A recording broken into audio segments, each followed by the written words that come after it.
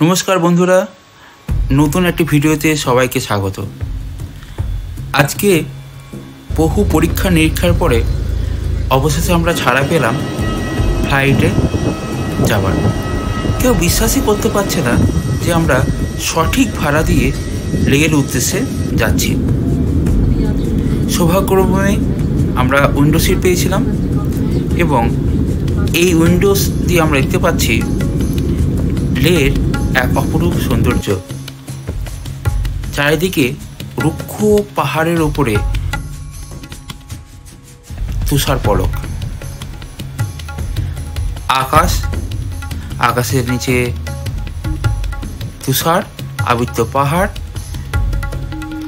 তারপর আমরা চলে এলাম এই রুক্ষ সূক্ষ্ম পাহাড়ে। চারিদিকে ছোট্ট সবুজের আভা আমরা দেখতে পাচ্ছি, আর আমাদেরকে ফলো করছে এই আর্মি ট্রাকটি। দূরে যে পাহাড়টি সেটি তিক্সি মনেস্ট্রির পাহাড়। আজকে আমরা যাব হেমিস মনেস্ট্রি এবং ফেরার পথে এই তিক্সি মনেস্ট্রিকেও দেখব। এটি হলো তিক্সি মনেস্ট্রির পায়ে হাঁটার রাস্তা।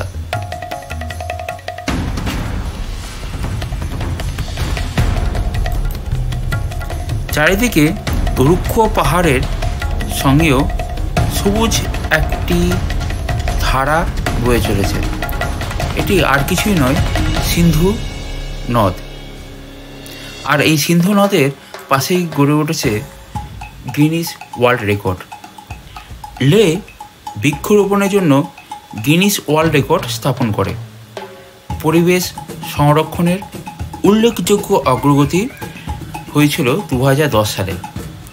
এনজিও লাইফ টু লাভ দ্বারা আয়োজিত একটি ইভেন্ট 2010 সালে প্রায় 9000 স্বেচ্ছাসেবক দ্বারা মাত্র 33 মিনিটে 50,033টি চারা রোপণ করা হয়েছিল, যা গিনিস বুক অফ ওয়ার্ল্ড রেকর্ডে শীতল মরুভূমির পরিবেশকে চিহ্নিত করে। এই প্রচেষ্টা ছিল একটি বৃহত্তর অংশ, যার লক্ষ্য ছিল জলবায়ু পরিবর্তনের বিরুদ্ধে লড়াই করা এবং লাদাখের অনুর্বর ল্যান্ডস্কেপকে সবুজ ময়দানে রূপান্তর করা।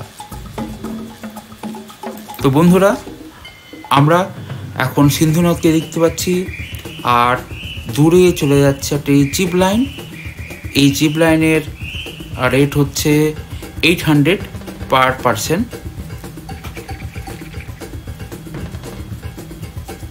বিভিন্ন বর্ণের পাহাড়, আর মনে হচ্ছে লক্ষ লক্ষ শ্রমিক যেন এই পাহাড়টিকে কেটে কেটে এই রূপকে নষ্ট করে দিয়েছে।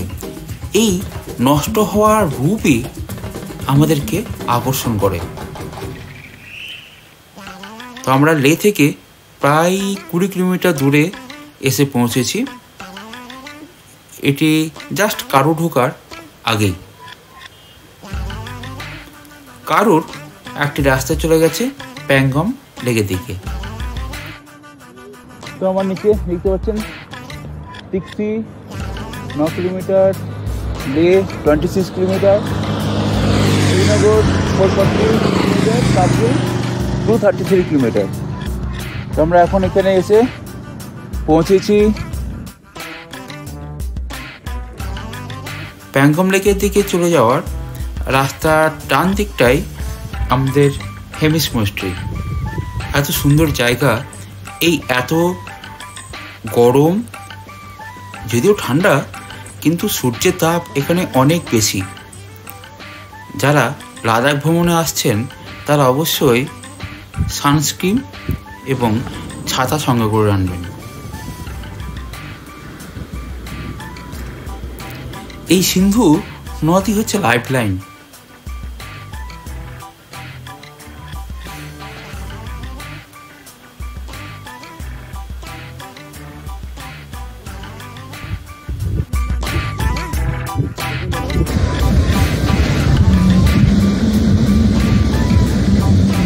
ये कौन सी नदी आ रहा है? वो वाला पानी जो आ रहा है ऊपर से, वो भी सिंधु का डैम है। अच्छा,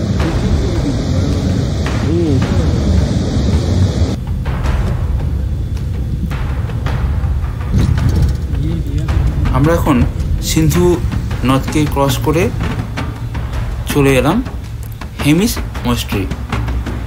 হেমিস মনেস্ট্রি ভারতের লাদাখ অঞ্চলের বৃহত্তম এবং ধনী মঠগুলির মধ্যে একটি। লাদাখের রাজধানী লে থেকে প্রায় 45 কিলোমিটার দক্ষিণ পূর্বে অবস্থিত। এই মঠটি তার সমৃদ্ধ ইতিহাস, সাংস্কৃতিক তাৎপর্য এবং বিখ্যাত বার্ষিক হেমিস উৎসবের জন্য দর্শকদের দৃষ্টি আকর্ষণ করে।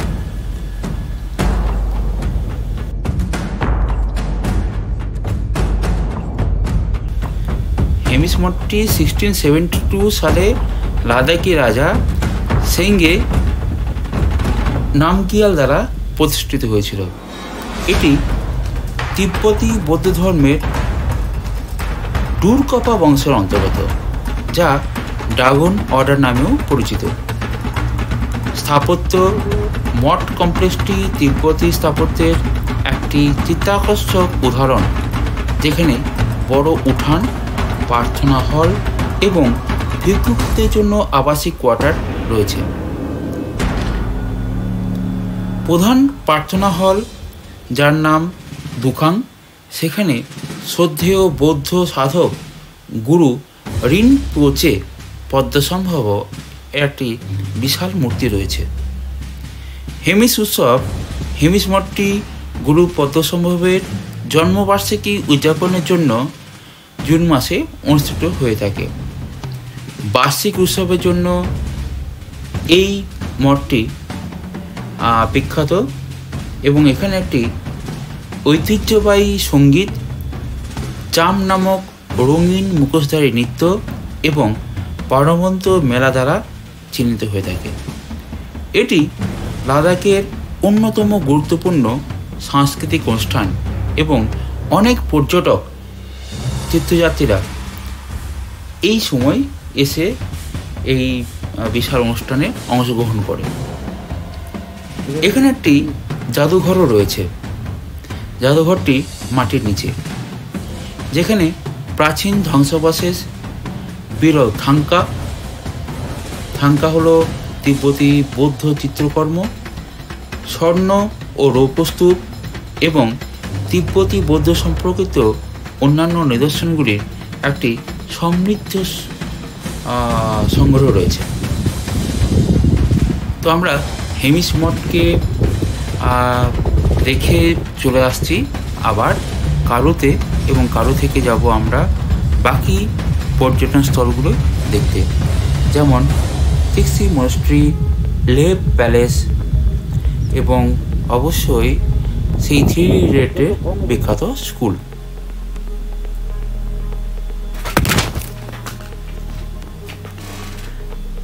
এত সুন্দর জায়গা, এত মনোমুগ্ধকর পরিবেশ আর তীব্র শ্বাসকষ্ট, 2 পা ফেলতে যেন মনে হয় দম ফুরিয়ে গেছে। সেই সমস্ত কিছু উপেক্ষা করে আমরা এই দৃশ্যগুলি উপভোগ করছি।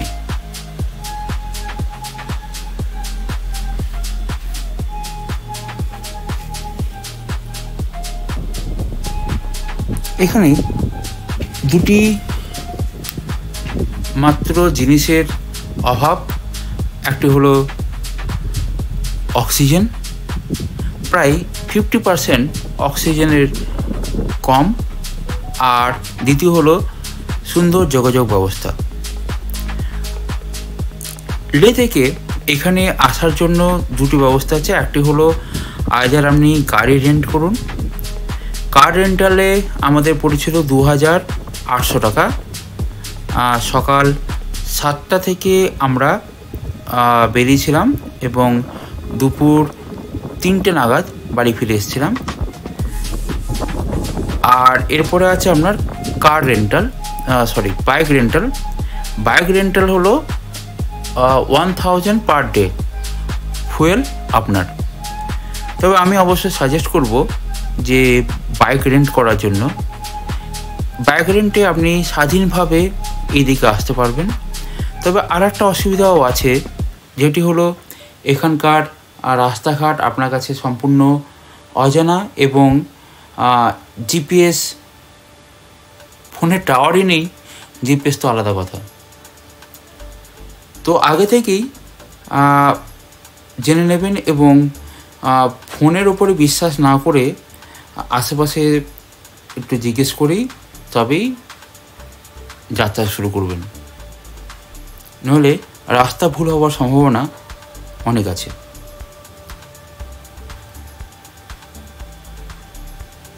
দেখুন কত সুন্দর লাগছে। তবে লেহ লাদাখ আসার জন্য বৃদ্ধ বয়স একেবারেই অনুপযুক্ত। শরীরে ক্ষমতা থাকতে থাকতেই এই সমস্ত জায়গাগুলি দেখে নেওয়াই ভালো। একই তো অক্সিজেনের কম, হাই উচ্চতাজনিত অনেক সমস্যা আসে। তবে সাধারণত এখানে একটু বেশি দৌড়ঝাঁপ না করলেই কোনো রকমের সমস্যা হওয়ার কথা নয়। তবে মে থেকে সেপ্টেম্বর এই হলো লে আসার উপযুক্ত সময়। তারপর এলে আপনার কপালে অশেষ ভোগান্তি আছে, বিশেষ করে যখন রাস্তাঘাট সম্পূর্ণরূপে বরফে ঢেকে যাবে এবং আপনাকে দিনের পর দিন হয়তো রাস্তা খোলার জন্য আপনাকে অপেক্ষা করে থাকতে হবে। তো আমরা ফিরে যাচ্ছি এখন। আবার বাঁ পাশে দেখা যাচ্ছে সিন্ধু নদ।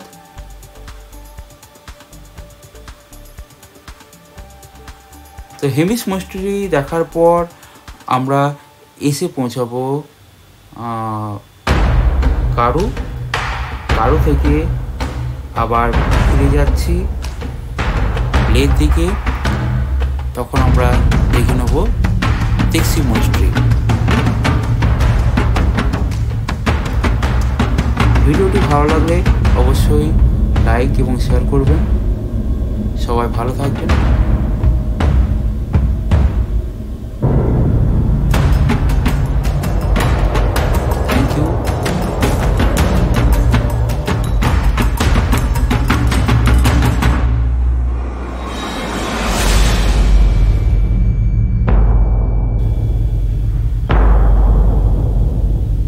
এই হলো তেক্সি মনেস্ট্রি।